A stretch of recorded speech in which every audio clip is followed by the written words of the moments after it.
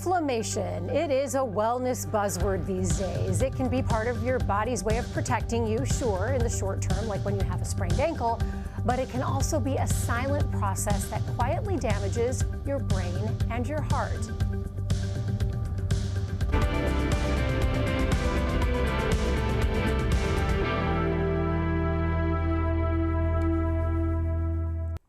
Good morning, I'm Alexis Del Cid. Welcome back to All Things Heart.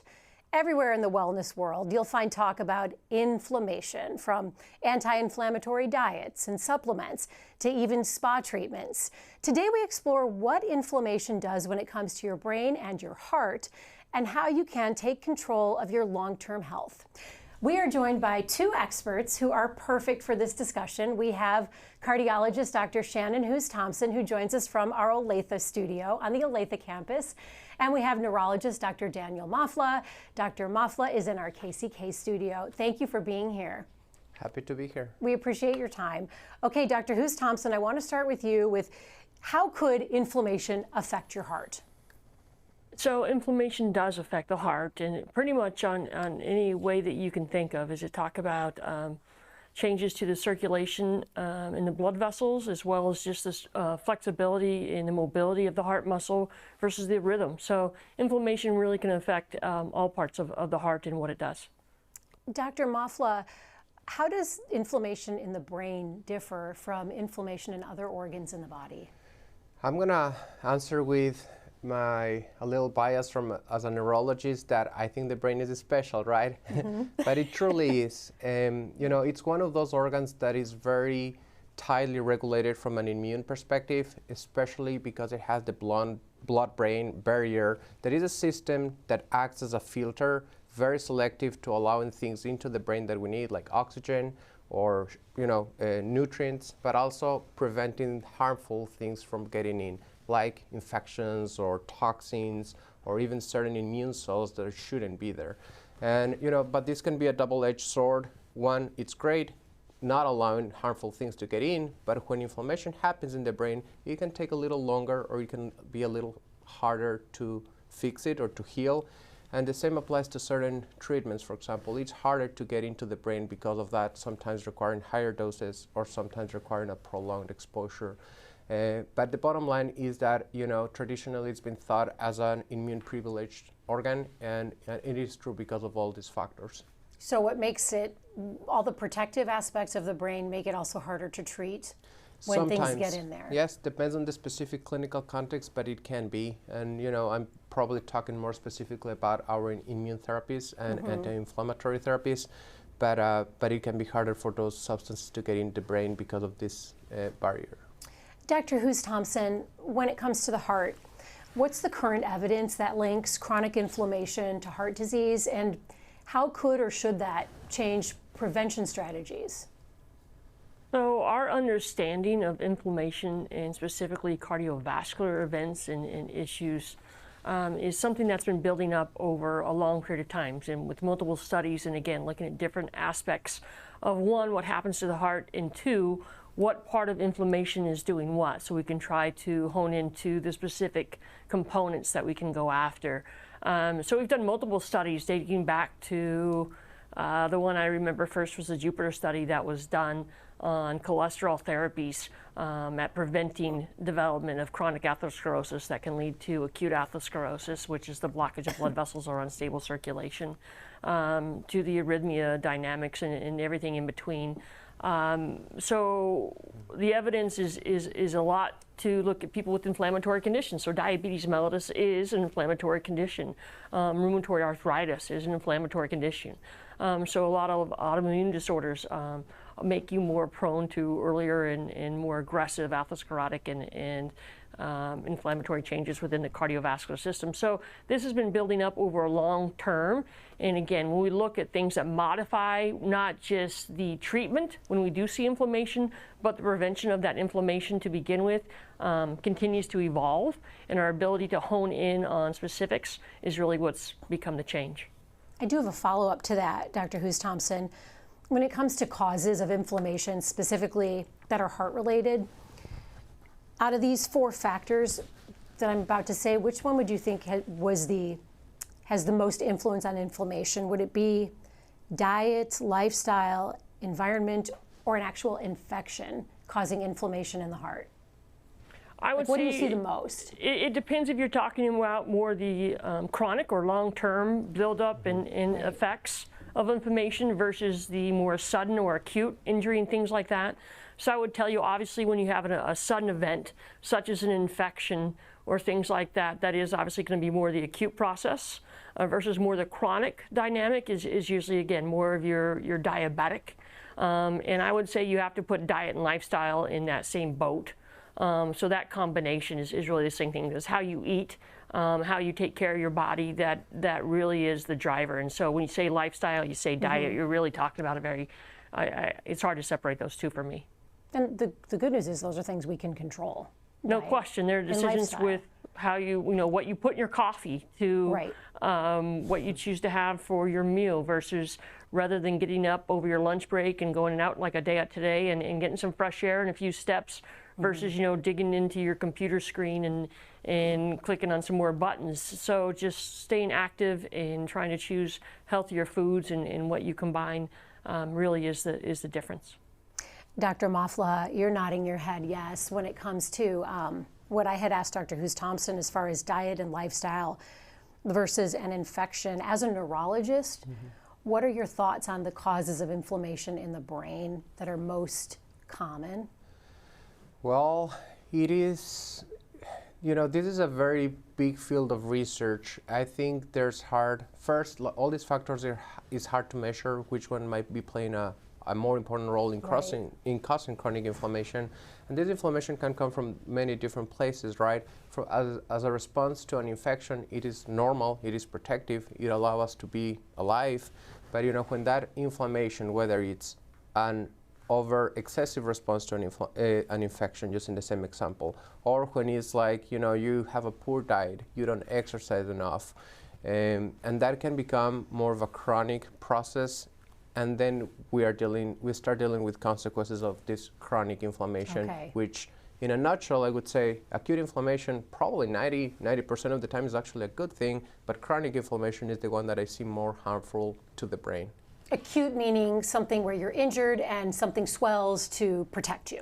Yep, that's exactly right. That would be acute. So it comes, in a most essential level, it comes to timing. Acute inflammation, short-term, chronic inflammation, long-term, that can have consequences in the structure or function of the brain. When it comes to the science that you're talking about in the research, what is the evidence, Dr. Mafla, that links chronic inflammation to cognitive issues or brain dysfunction? Yeah, that's a great question, and I would say it's a huge area of research. And over the years, we've accumulated growing evidence that inflammation, especially the chronic inflammation, plays a role in multiple different neurological conditions, not only the ones that traditionally we saw as inflammatory or autoimmune, like multiple sclerosis, where inflammation plays a gigantic role, but also inflammation can play a minor role in neurodegenerative conditions, for example. And there are specific details if we go down the path of the specific conditions, but in general terms, this using kind of trying to go trim it into the basics. First step, there can be a disruption of this blood-brain barrier. Things that shouldn't be into the brain get in. These molecules or substances can trigger or activate microglia that are the resident immune cells inside the brain, and if they become overactive, it can lead to deposits of proteins and molecules that you don't want to be there. For example, beta amyloid or tau linked to Alzheimer's disease. Another example being synuclein that is linked to Parkinson's disease. Two great examples of neurodegenerative conditions that maybe 20 or 30 years ago, we didn't think chronic inflammation was playing a role, but now we do. It might not be playing the major role, but it is part of a chain of events that is quite complex, but it is playing a role into disrupting all these processes. And these processes eventually will impact the blood flow.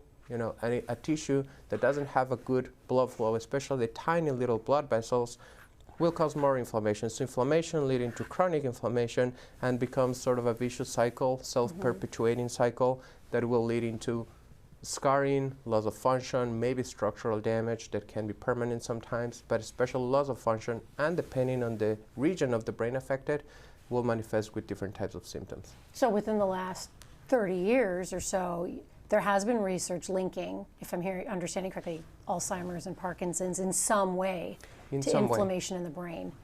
So for someone watching, and Dr. Hughes-Thompson, I'm going to ask you the same question after this about the heart, but Dr. Moffla, for someone watching, how would they know to recognize the signs that early inflammation may be affecting their cognitive function? Is there any sign that they would feel or see that it's inflammation? That is hard to answer because, we can hear from patients headache, fatigue, brain fog, but the reality is that these are very, very non-specific symptoms. So that's where you need to rely on the guidance of your healthcare team, because while it is true that all the symptoms that I've mentioned, can it be because of an underlying inflammatory process? Yes, but they can also be due many different things that are non-inflammatory in nature. Sure. So we need to be careful about attributing every single thing to inflammation, and that's why you have us. Right, that's why we have you in our pocket. We have you and Dr. Hughes-Thompson to call on. That's right. So Dr. Hughes-Thompson, what would be the signs someone watching could look for to know if inflammation is affecting their heart health? Yeah, I agree. It's not really a specific symptom. So bottom line, if somebody sits down in front of me and said, hey, I don't feel good for whatever reasons, my activity tolerance has gone down, my fatigue, my whatever, you fill in the blank. There's a lot. The answer is all the above. And can it be represented? The answer is, but it's an opportunity. It's an opportunity to talk about how are you sleeping? How are you eating? Do you smoke? Where's your weight at? A chance to talk about signs that, the potential for inflammation is much higher in the day-to-day things that you need to be doing or can focus on to kind of push those things in a better direction, and just your overall sense of well-being is really what changes. And honestly, when you talk about the more chronic or long-standing stuff, that's something where people are like, I am what I am. But the truth is when they do start to make legitimate changes to how they're taking care of themselves, they come back and say, wow, I feel better. And then I look at things like their weight, their heart rate, their blood pressure, like, basic lab work, and say, yeah, I can see it too. So it's usually more the aftermath of once you start to address it and realize just what kind of state your body's been in.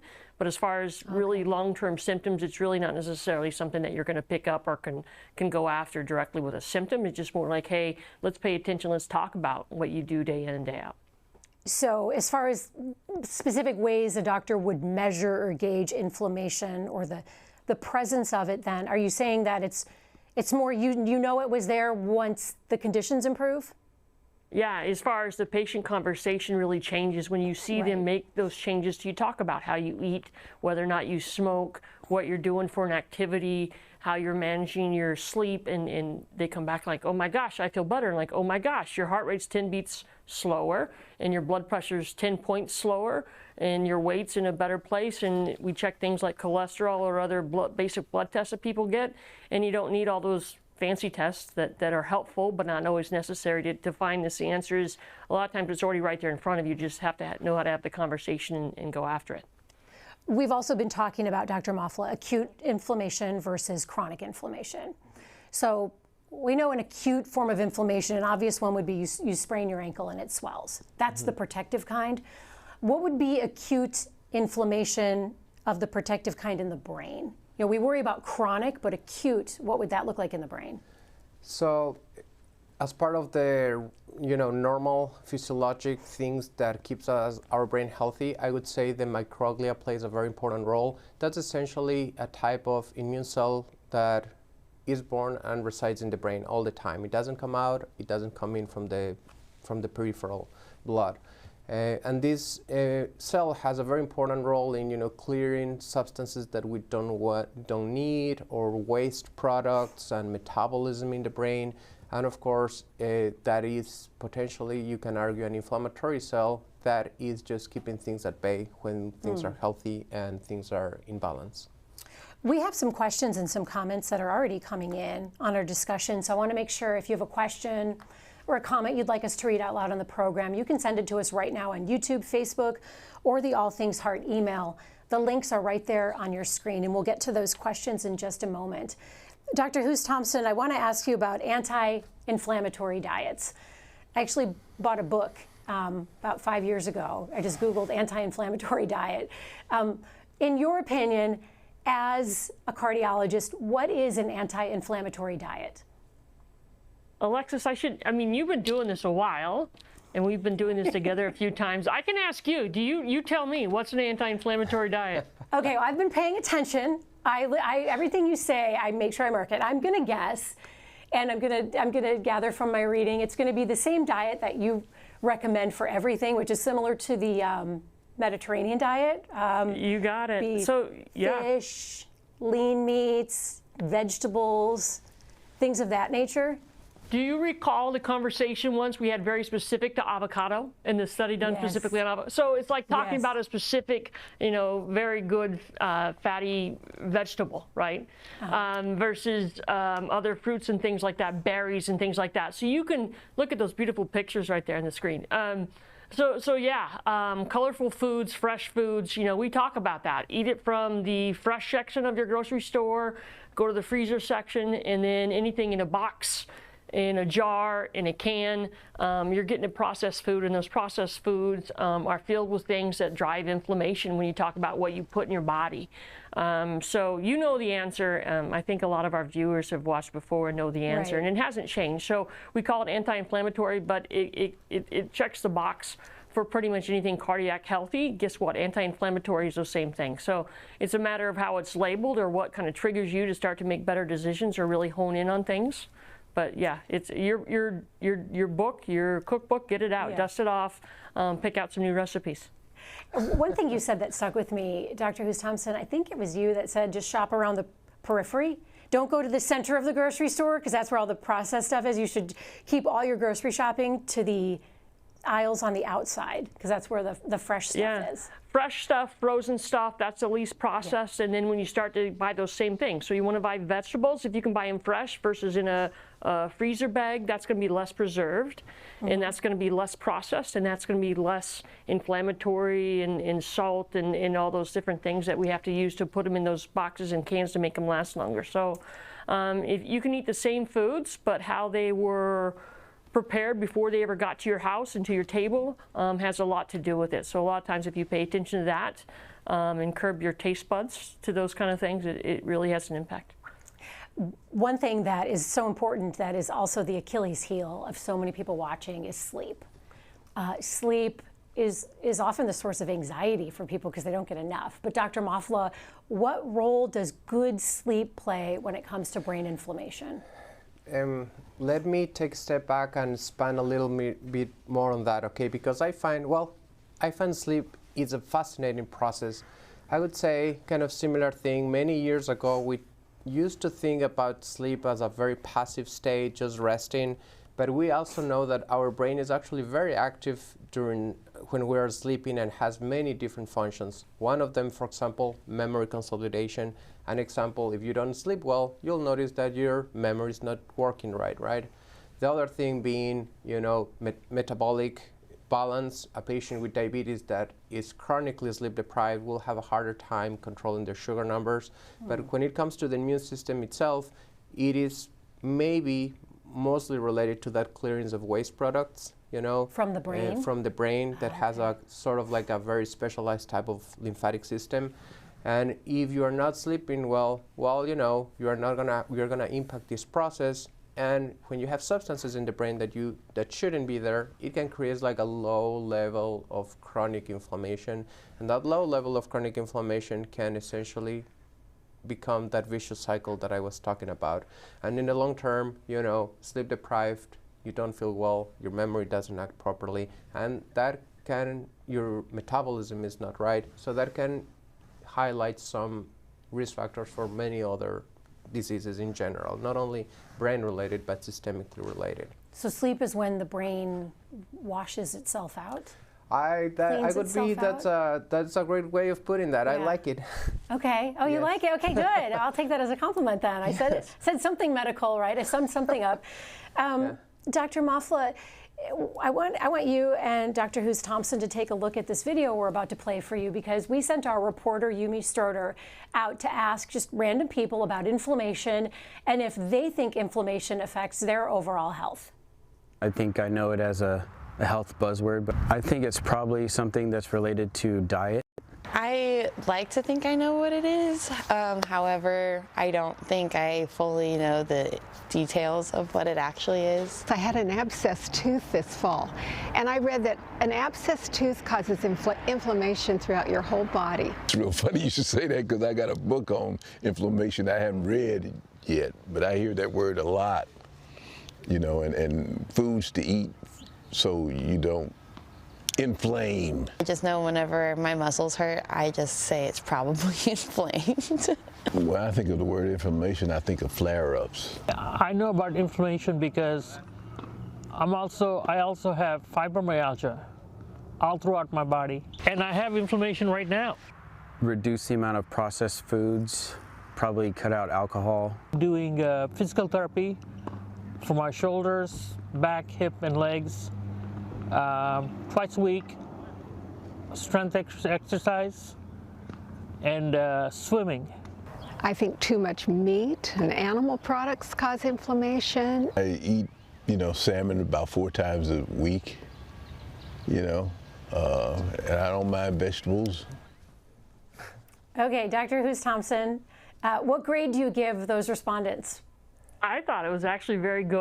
I think their understanding or ability to put it into context is pretty good, because inflammation are a lot of these words we say them all the time, and you actually, you know, just roll over it and forget to actually think about what it actually means or the dynamic that actually takes place when you talk about inflammation. So they were on mark and on point on a lot of that. So actually, I think the knowledge is actually there.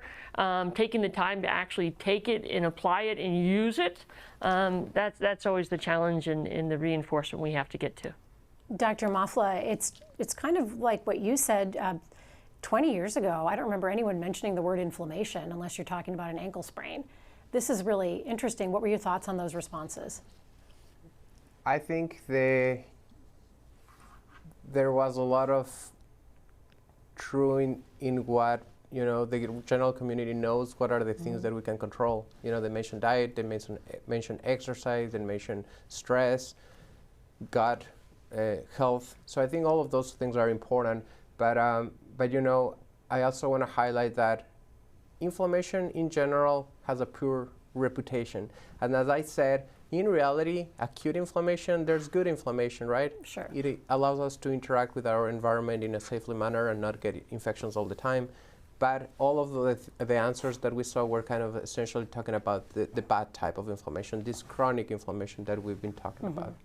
I want to get to some of the questions from our viewers. So let's start with Elisa. Elisa shared something interesting. She writes, when I had brain fog from COVID, my doctor told me there was anecdotal evidence increasing melatonin and vitamin B could reduce inflammation. What do the doctors think of this?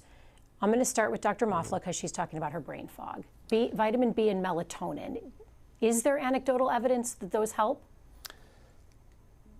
I don't think we really know enough to give you like 100% answer. You know, melatonin can help with sleep, and we know that a good sleep is good for preventing brain fog. Right. And we know that if you have a vitamin deficiency, especially in the B complex like B12, you know, that can also cause like cognitive problems and you might feel better. But I'm not sure if I can answer that is necessarily directly linked towards inflammation. Like they're not magic bullets. I don't think they are. I have a heart question from Marie for Dr. Who's Thompson. Marie wants to know, do anti-inflammatory medications help prevent your risk of a cardiac event? If so, beyond ibuprofen, what over-the-counter things could I take that are anti-inflammatory?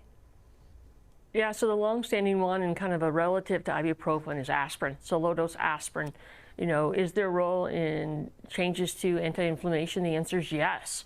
However, the debate continues, like how aggressive to be with that, and there obviously are side effects when you take long-term anti-inflammatories. It's not a normal thing to do, and so you have to weigh the pros and cons in each individual and situation. So you have to be careful with that. So I would tell you in general the answer is no. Supplements and over-the-counter medications are not a good answer. And if you're trying to make a decision about something like taking an aspirin every day, that is a discussion that I should be having with you and other doctors can be having with you about the pros and cons. Is it a yes or no? it's not a yes or no really in anybody. It's really specific to the situations and things that we're talking about that we have to consider. I've got a question from Jeremy Yenser, one of our loyal viewers. Jeremy wants to know, does chronic inflammation in the brain or heart do different things to people when they're older versus when they're younger? Dr. Mafla, does inflammation affect older people versus younger people differently? Well, in a sense it could. I'm just going to use the example of multiple sclerosis. It is usually more inflammatory when you're in your 20s and you're in your 30s. And as you age, your immune system also gets older, and it just becomes less likely for you to have more attacks or more inflammation producing more scars, multiple sclerosis, multiple scars. So it can affect a little differently. We know that with age, our physiologic processes also slow down. So anything that kind of can be perceived as a threat will take a little longer to get rid of it. But once that process is ongoing, the healing process can also take longer. Okay. Dr. Hughes-Thompson, do you have anything to add to that? Inflammation in the heart versus older people and younger people? Well, I would say that's when you talk about symptoms or your day in and day out effect. If you've been dealing with long-standing inflammation in your body to any organ system, and probably all of your organ systems, you're going to feel different in your recovery and ability to recover or respond to different states of illness or other events in your health. It's going to feel different, and our body's adaptability is just definitely not as good. And so, you worked out too hard, or you ate and drank the wrong things for a good weekend. You usually wake up on that Monday morning and feel a little sluggish for an hour or two if you're 20, 30 years old. Well, now you take that when you're 60 or 70, and it's, man, you're 2 days in bed, and you can really feel the aftermath. So the answer is the recovery and the tolerance is going to change, and how our body is able to process and respond is a lot less as we age. And so do you feel different? But it's really both the acute and chronic. The long-term effects start to come forward. Janet has a good question. She wants to know, can you tell by looking at a brain or looking at a heart if there is inflammation present? Dr. Mafla, can you tell when you look at a brain it's inflamed? It depends on the underlying cause. So that question is hard to answer more specifically. We can go through some examples, but if you have meningitis, the layers covering the brain and protecting the brain, if they're inflamed, you can see that on an MRI, for example. Sure.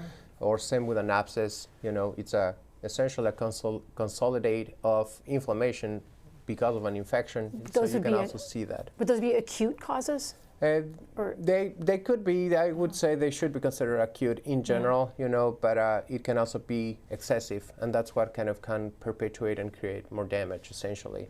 But sometimes you can see it, sometimes you can't. Sometimes you can have autoimmune encephalitis, inflammation of the brain itself, with a normal MRI too. So you don't always see inflammation in the brain. Dr. Hughes-Thompson, is it something you visibly see the brain, the heart looking inflamed, or is it more systemic? The answer is yeah. You can see both acute changes to the heart and inflammation and the chronic effects of it. So the answer is yes. We have the ability to visualize and kind of be aware of it. That's the broad stroke answer. But yes, we can identify kind of what the impact has been of inflammation in this state of it. For today's takeaways, I would love to know, Dr. Hughes-Thompson, what do you want viewers to know most about what they can control about inflammation when it comes to their hearts? So we didn't dive into it very deep, but supplements aren't the answer. What you choose to eat, how you choose to exercise, staying away from cigarettes. I had an amazing conversation with a patient yesterday who had quit smoking 15 years ago, but gained 20 pounds and started to develop diabetes, and so went back to smoking. So it's like that's a rock and a hard place. I mean, you've got the double hit.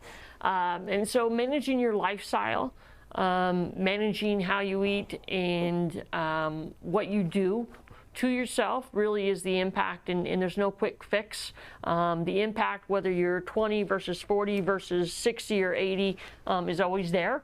And so good decisions every day, and it's a hard choice, but it's an important choice, and it does have impact.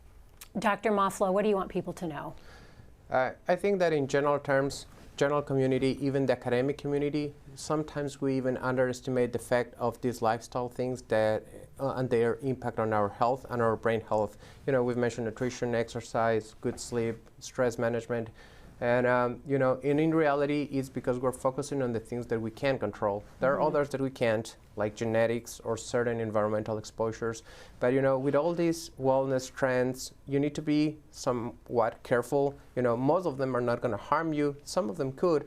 But more importantly, it's kind of taking a step and seeing the bigger picture. In reality, most of them are going always back to the fundamentals. So it's not about finding like a magic solution for brain health, but it's more about being consistent with these fundamental things that we've been talking about with good nutrition and exercise, etc. You could sell sleep, nutrition, and exercise in a bottle. Those would be, I imagine, the medications you'd want people to take. And I'm sure people are trying. But those are free. Sleep, exercise, eat healthy. That's exactly right. Thank you so much for taking the time to join us. And thank you, Dr. Hughes Thompson, for being with us, and to our viewers for joining the conversation. Coming up tomorrow, we have an incredible story. It is a story about friendship, faith, and a life-saving gift. A pastor donates her kidney to her best friend.